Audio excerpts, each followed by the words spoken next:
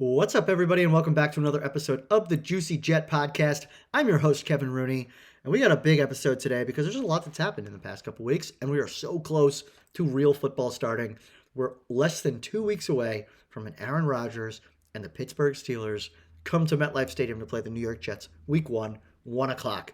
So excited. I cannot wait. And there was a tease this weekend where I got to go back to MetLife, watch the Jets play the Eagles.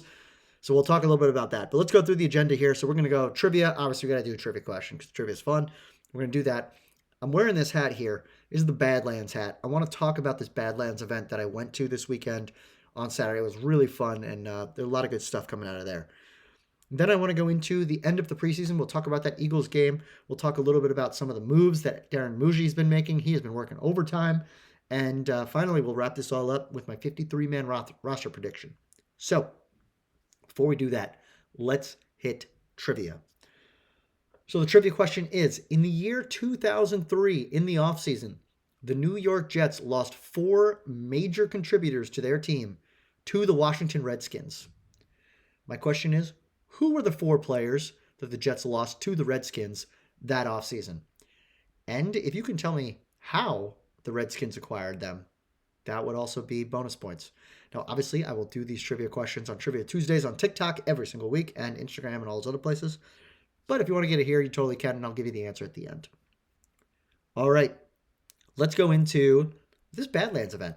For those of you that don't know what Badlands is, Badlands was a podcast that has now turned into a community, essentially, where it was founded by 2 guys, Joe Caporoso and Connor Rogers.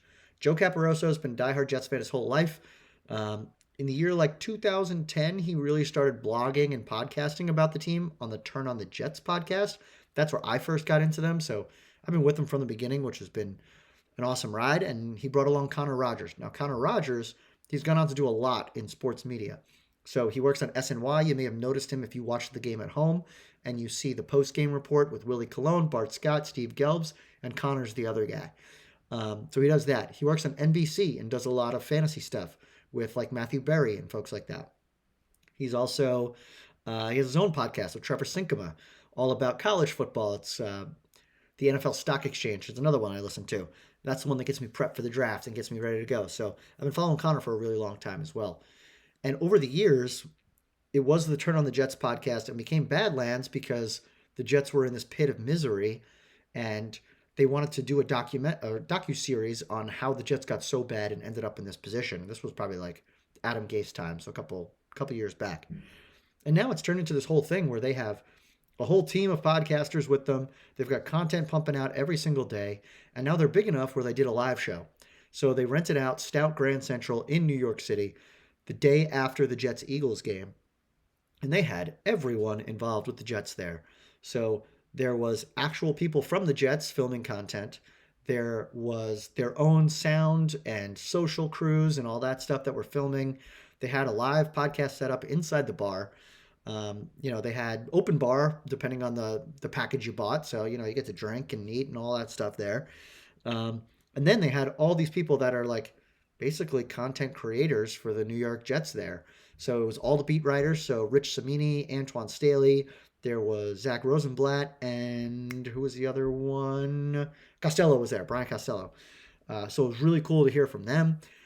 There was their entire Badlands crew, so Will Parkinson, obviously Paul Kilgallen's one of my favorites. I love him. He's such a nice guy. Then Jets Jake, who was the producer for the New Heights podcast, he was on. Trying to think, did I miss? Oh, Meigs was there, of course. And then they had Max Toscano, who does a lot with tight ends and really got into the X and O's with Dan Essien. So that was really great.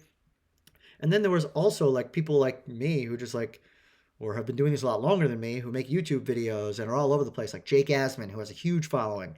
So it was great to meet him. My guy, Claudio from the Gotham City crew. It was so fun to hang out with him. I love that guy. He's so nice. And he's got a great following, too, with everything he does with the tailgates and things like that. Jets Media, NYJ Matt was there. I believe it was Matt. So it was cool to meet him. The singles tailgate people were there. There was just so many people.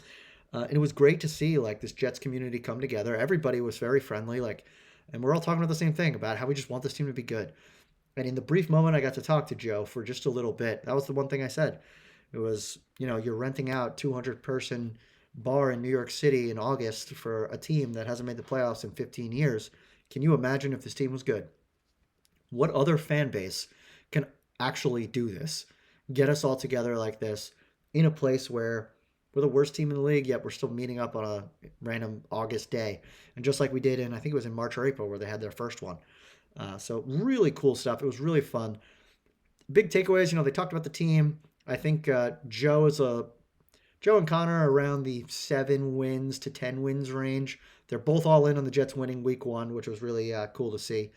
The best thing I think that happened the whole time was the story Rich Cimini told. I don't know if everybody got to hear it because it was a little loud in the bar, but Rich Cimini talked about how when he's been on the beat for like 35 years. When he was on the beat during the Parcells era and Bill Belichick was the defensive coordinator, Bill Belichick was actually his like mole. Essentially, he had to write in the newspaper every single week a defensive play, and he would get the play from Bill Belichick. And he had this whole system of how he would communicate with them. It was very secretive. It was late at night. It was like cell phones ringing with only one ring or on the landline, or else the Jets were going to tap the phones. It was crazy. So very cool story. I'm sure it'll be in Rich's book one day. I think that's one of the jokes he said. But that was really great. They also did a lot of giveaways. They gave away sweet tickets to the Tampa game. So I was hoping to get those, but I'm going to the game anyway, so who cares? But I want a jersey. I went with Will McDonald, so hopefully I get that pretty soon. But that's going to be a really cool one because I like that number 9. I think it's going to look good. And I think it'll stick around for a bunch of years. So really great event. Huge shout out to the Badlands crew. I am a diehard listener, have always been a diehard listener, and will continue every single day. The content that they have is top notch. So big fan of that whole crew, and hopefully I get to see them again real soon because it was a blast. But okay, let's go into the next piece here. Preseason is officially over. The Jets go 1-2. Yeah, for me, like I'm a fan. Like I want to win, even though I know it means absolutely nothing. I still want to win. I want to beat the Giants. I want to beat the Eagles. Glad we beat the Packers.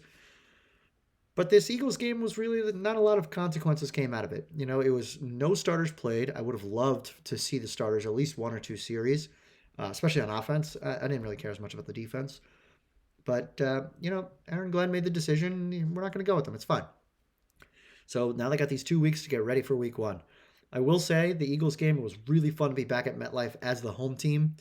The New York Jets actually pulled me and my brother aside in the parking lot and had us do an intro for the Cleveland Browns for that game. So hopefully you guys are going to the Browns game and you get to see me and my brother on the big screen there. So that'll be really fun.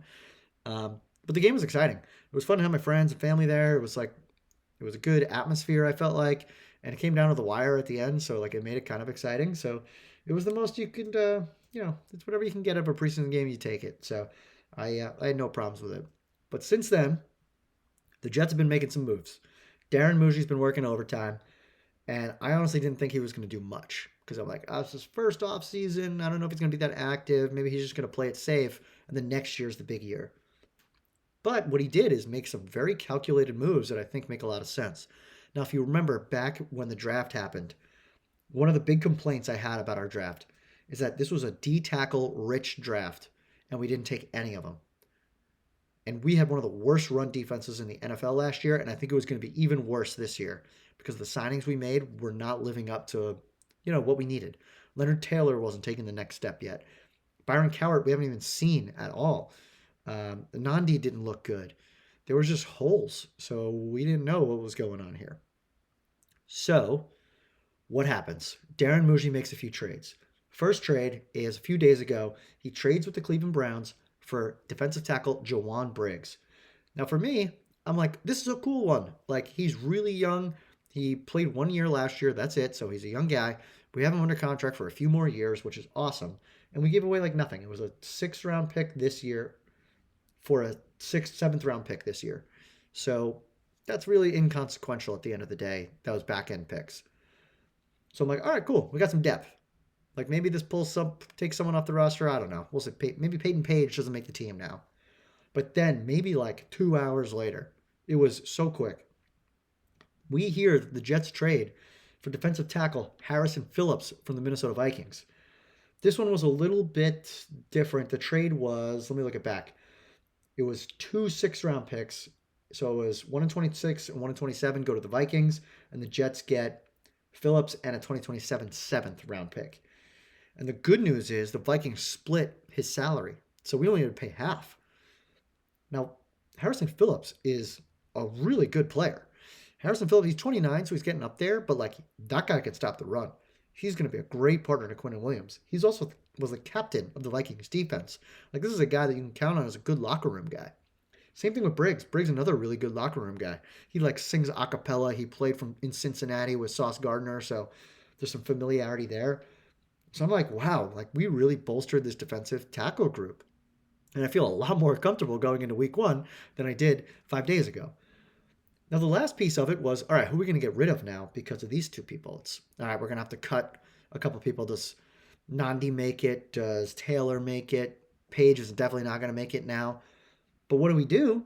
We trade Derek Nandi away to the Kansas City Chiefs for a 6th round pick while also giving away a 7th. So we trade him right back to where he just came from, Derek Nandi, and he did not have anything left in the tank, as you could see in training camp. So he wasn't going to make the team anyway. It was incredible. I can't believe we got anything for him. So Mougey was really working these past few days to bolster that defensive tackle room, and big props to him and Aaron Glenn. They saw a deficiency. They said, we are not going to survive with this run defense, and they did something about it. Now, would I have liked for them to just take the cheaper route and just drafted a defensive tackle instead of taking like a Tyler Barron, for example, or a Francisco Maragoa? Probably, but that didn't happen. And guess what? They fixed the problem, and it was for almost nothing. So I am totally fine with the way this worked out. I'm very excited about Harrison Phillips. I think Briggs has potential to be a good rotational player that can grow with us and develop. And I think Aaron Glenn's a guy you want to develop under. So very excited about those moves. Now, tomorrow, so today is Monday, I'm recording this.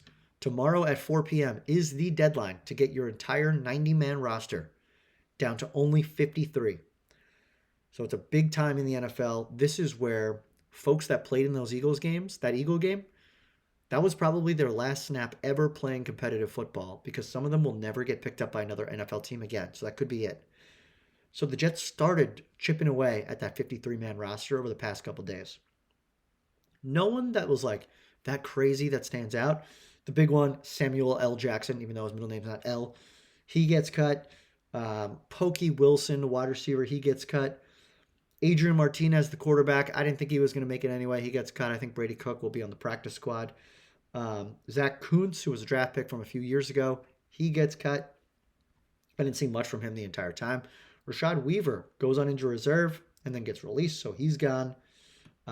Jamin Davis, he was surprising. He gets waived as well. Now for him, you'll see on my 53-man roster prediction, I actually still have him making the team. I think he's one of those guys that they cut just to play a little bit of roster gymnastics, get the right people to stay on the active roster, then go to the practice squad, and then he'll just bring them right back. So we'll see about him. Adrian Martinez is interesting. I know I kind of just skipped over it. He's one that I think he is a good preseason quarterback, but he's kind of hit his ceiling. We've seen him so many years now across the UFL, across our preseason, and now it feels like the ceiling's kind of been reached with him. So he's not a bad person to have around your roster. I hope he gets picked up by another team because I think he's a fun guy to root for. But I think the ceiling of Brady Cook, where I still think Brady Cook's going to get cut, but I think he's going to go onto our practice squad, is probably higher and he's also more mobile than a guy like Adrian Martinez. So that's a tough one, but what are you going to do there? You got to cut somebody somewhere. So those are the initial people that got cut. There were a few others like Lawrence Toafili, who was a running back. He didn't really do anything. Neil Johnson didn't really do much. Michael Fletcher, it was an interesting one, but nope, he gets cut too. Now, the one really interesting thing that came out of this is Alan Lazard did not go to short-term IR. And today in practice, Alan Lazard said he'll be ready for week 1. I built my 53-man roster prediction thinking that we would put Lazard on short-term IR, which is like 4 weeks, and then that would allow us to keep one of the young receivers on the roster. Unfortunately, or maybe fortunately, I don't know, whichever way you think about Alan Lazard, it sounds like he's almost back and ready. So it sounds like he's going to make the roster. So with that, let me take you through what my 53-man roster prediction looks like. So, as you might have Notice already, it sounds like Tyrod Taylor's going to be okay for week 1, so I only have 2 quarterbacks, Justin Fields, Tyrod Taylor. I don't think we're going to carry more than 2 quarterbacks. I think we'll have Brady Cook on the practice squad and pull him up as needed if someone gets hurt. Running backs. This is a little, I don't know. This is not something that normally happens. But I have us keeping 4 running backs and a fullback. So we've got Breece Hall, Braylon Allen, Isaiah Davis, Kene Inwanwu, and Andrew Beck as the fullback. So Inwanwu makes it because of his kick return ability, and he wasn't a total nobody in the run game. And then Andrew Beck obviously had a great game against the Packers. I think he's going to be used all around. I think he's going to be used instead of Ruckert in some blocking situations. So I kept Andrew Beck. Wide receiver. We got Garrett Wilson. We got Josh Reynolds, Tyler Johnson. Pritchett, I have him making the roster. I have Arian Smith and Brandon Smith. Now, because I thought that Alan Lazard was going to be on short-term IR, take off Brandon Smith, put in Alan Lazard. That's your wide receiver core. So really only one surprise is Pritchett making it. Corley does not make it. Gibson does not make it in my mind. Remember, this is all guesses. This is me just guessing. We'll see in the next day or so what actually happens. Tight ends. I got Mason Taylor, Jeremy Ruckert, Stone Smart. So the 3 that we thought would make it, I have still making. It'll be interesting to see if they pick up a different blocking tight end and get rid of Ruckert. I don't know if they're going to be able to do that, but we're going to see who gets cut from other teams. Because remember, this is really like, the way we look at it is, it's a 53-man roster prediction. But the way that Mougey and Glenn look at it is, this is the 49-man roster prediction, and then they're going to be playing around with the back-end players to see who can they pick up from other teams, or who can they scoop up on and off the active roster from the practice squad.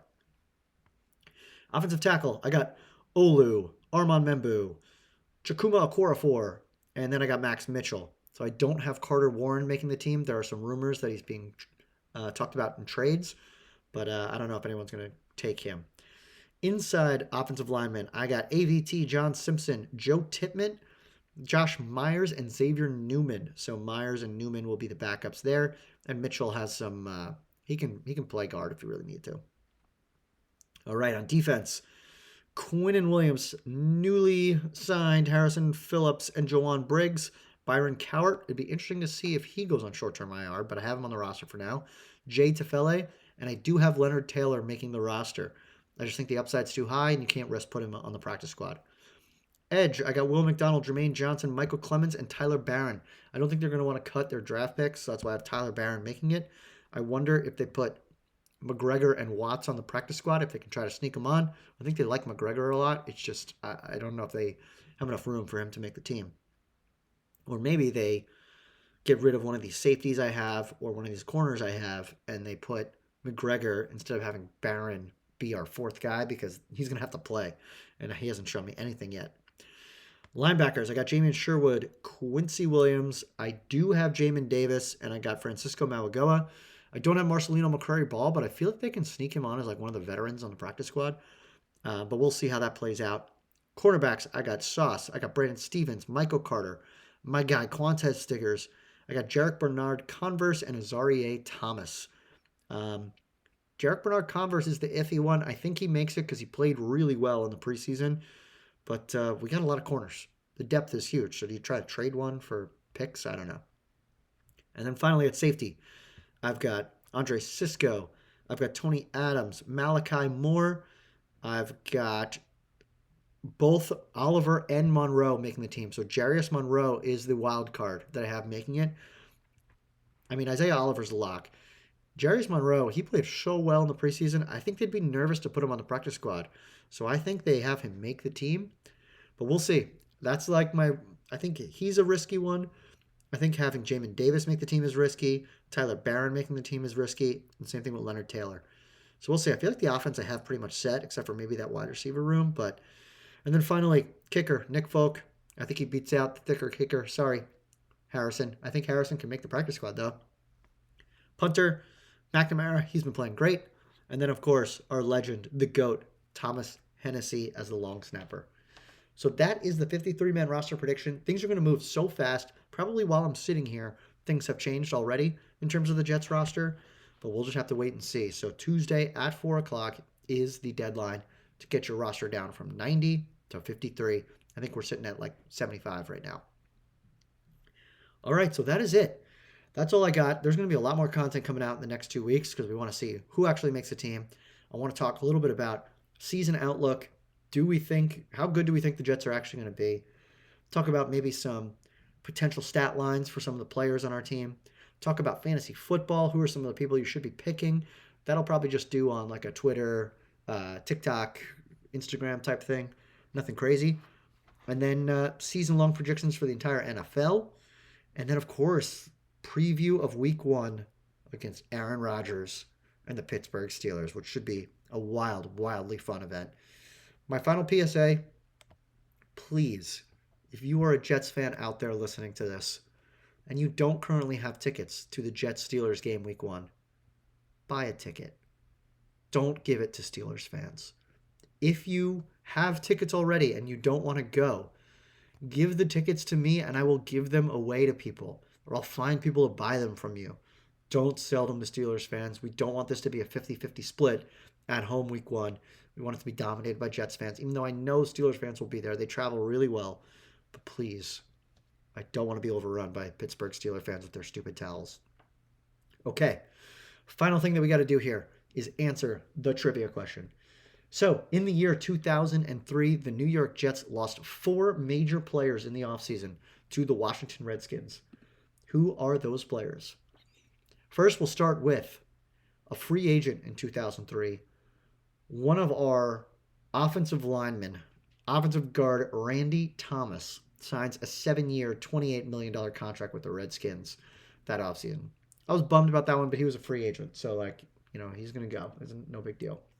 The other free agent that signed was our kicker, the guy who tucked his helmet down as low as humanly possible, John Hall, signs with the Redskins in 2003. Then the New York Jets lose star wide receiver Lavernius Coles.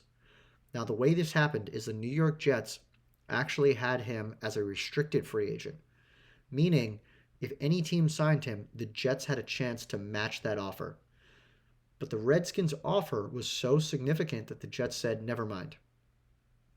And because the offer sheet was $35 million over 7 years, which is crazy back then.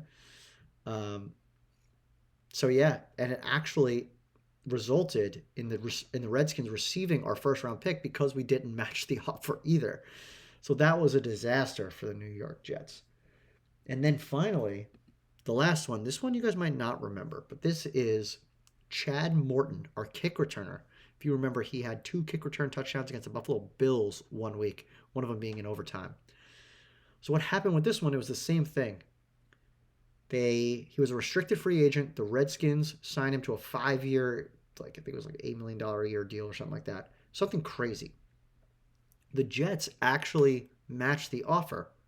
But then an independent arbitrator said the Jets didn't actually match the offer, and therefore he has to go to the other team.